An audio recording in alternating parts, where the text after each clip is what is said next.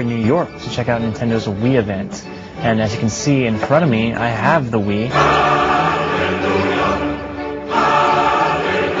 And I've also got the Wiimote. And I've also got the nunchuck unit. And we're going to take you through all three of them. So first, let's start with the Wiimote, which we've been calling it. You've got, obviously, the power button up here. You've got the D-pad. You've got the big A button. You've got the plus and minus buttons, the home button, and then, of course, 1 and 2. And these little lights down here tell you which controller is connected where. The Wiimote plugs into the nunchuck, or vice versa, via this little guy right here. It's this proprietary plug. You just hit these 2 buttons on the side. It comes right out.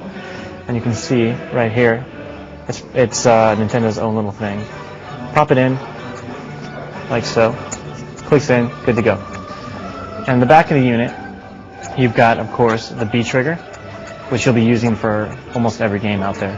And if you pop this open, batteries go there. You've also got the sync button, and that aligns your controller with the console. Alright, so connected to the Wiimote, of course, is the wire, and that connects to your nunchuck unit. And basically, a lot of people are wondering how long this wire is. You can see it's pretty long. It's plenty long. You can make some wide arcing motions. You're not going to rip the wire out. You're good to go, so you're going to be fine. And so anyway, let's talk a little bit about the nunchuck unit now.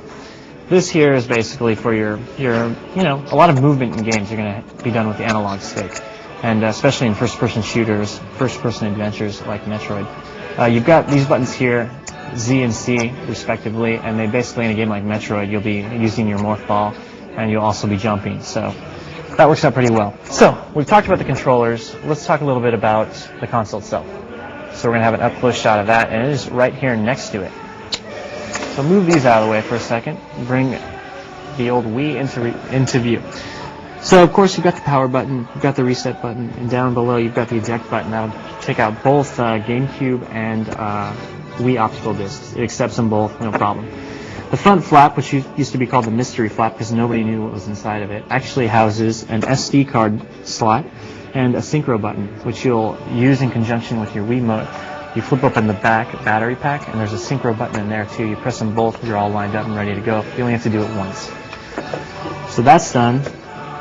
And let's shake this thing out of the stand for a minute so you can see how it looks. First of all, we'll put that there. The stand itself, just a piece of plastic, it's really light. And it's just made for the Wii. That's it. Just you rest it in there, you're done with it. You don't want to use it, you can cast it aside. And you have the choice. You could actually put your console, lay it down like this, and you're good to go. And it works either way just fine. And unlike some other systems, it's not going to break on the first day you buy it. So that's good. So to the back of the unit. And what you see are 2 USB ports, just a little breathing room for the Wii right here. And you've also got a plug for the sensor bar.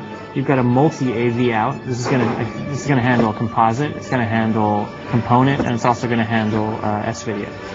And then, of course, you've got the power plug, and it's not a big brick. And by the way, the power plug is not housed within the stand itself. There's no hidden power in here. It's just a regular cord. Comes out. You're good to go. And that's it in the back. It's very simple. This thing is small. I mean, it is small.